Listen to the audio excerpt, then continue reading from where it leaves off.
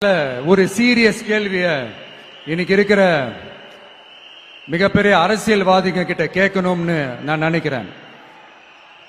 நீங்க அரசியலுக்கு வர்றதுக்கு முன்னாடி உங்ககிட்ட இருந்த சொத்து எவ்வளோ? அரசியலுக்கு வந்ததுக்கு அப்புறம் இன்னைக்கு உங்ககிட்ட இருக்கிற சொத்து எவ்வளோ? அதை ஓபனா டிக்ளேர் பண்ண முடியுமா?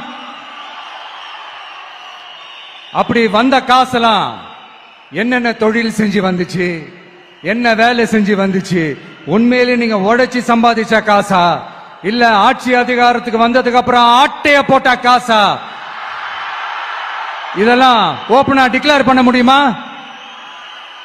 இதெல்லாம் நம்ம கேட்டா எல்லா ஊழல்வாதிகளும் ஒன்னா சேர்ந்து நம்ம மேல சேத்தவாரி வீசுவாங்க. அதை பத்திலாம் நமக்கு கவலை இல்லை. ஏன்னா நாம யாருன்னு மக்களுக்கு நல்லாவே தெரியும்.